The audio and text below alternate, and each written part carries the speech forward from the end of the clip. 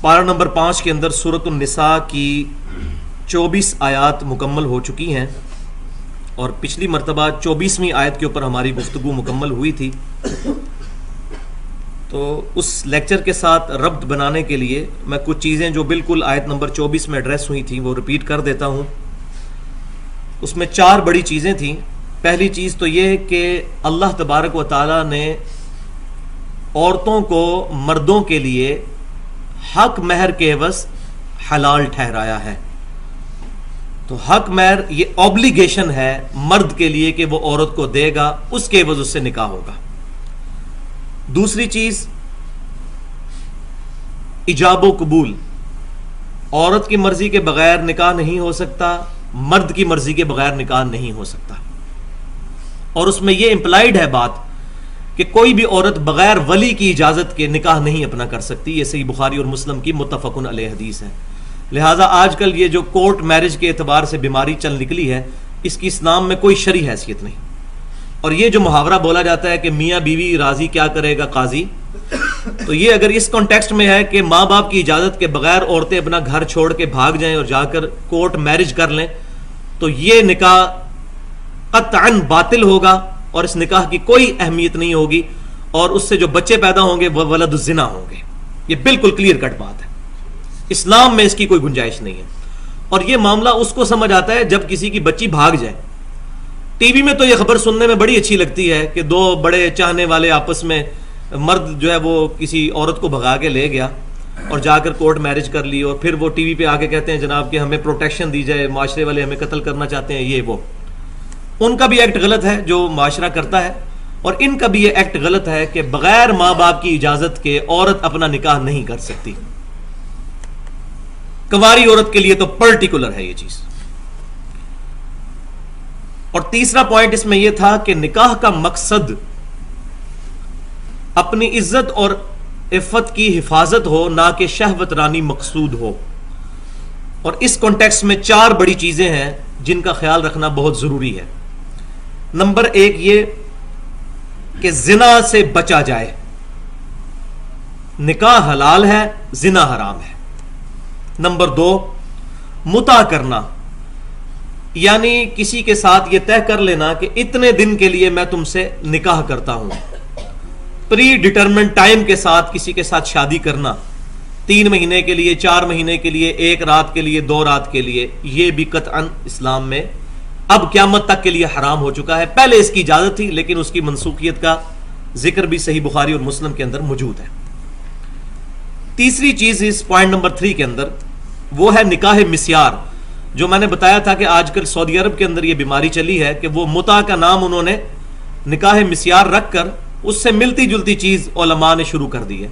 اور نبی صلی اللہ علیہ وسلم کا فرمان ہے کہ مجھے تم سے اس بات کا خدشہ نہیں کہ میرے بعد شرک کرنے لگو، ہاں اس چیز کا ڈر ہے کہ تم دنیا کے مال میں پھنس جاؤ گے.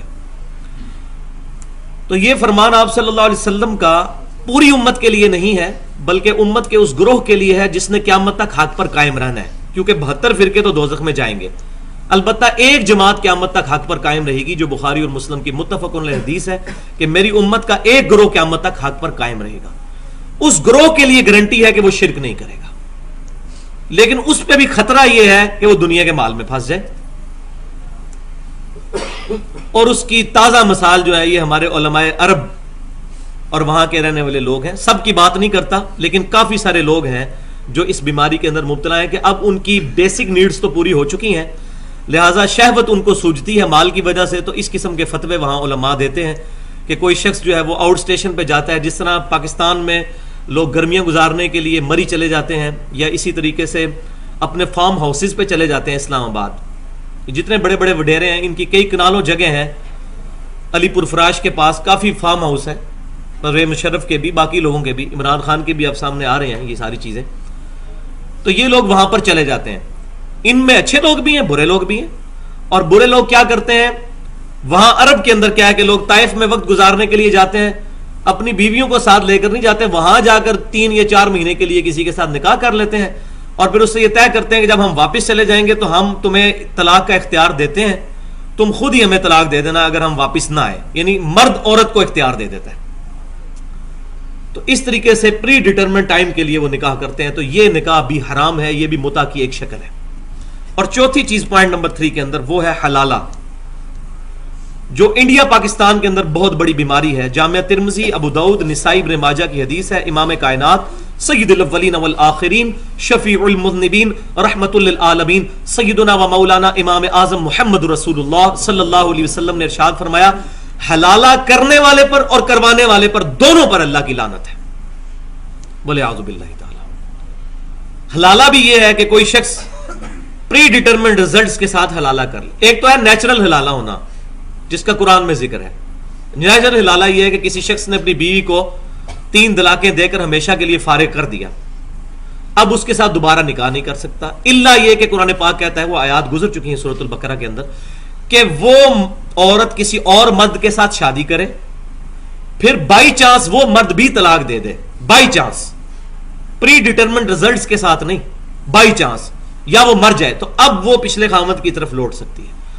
اس کو لے کر حلالہ بنا لیا لوگوں نے، اور انہوں نے یہ کرنا شروع کر دیا کہ ٹھیک ہے جی، کسی اور مرد سے شادی کروانی ہے تو ایک رات کے لیے کروا لیں۔ تو یہ بھی متع کی ایک شکل ہے، یہ بھی حرام ہے، اور اس پر لعنت فرمائی ہے آپ صلی اللہ علیہ وسلم نے کہ حلالہ کرنے والے پر کروانے والے پر دونوں پر لعنت۔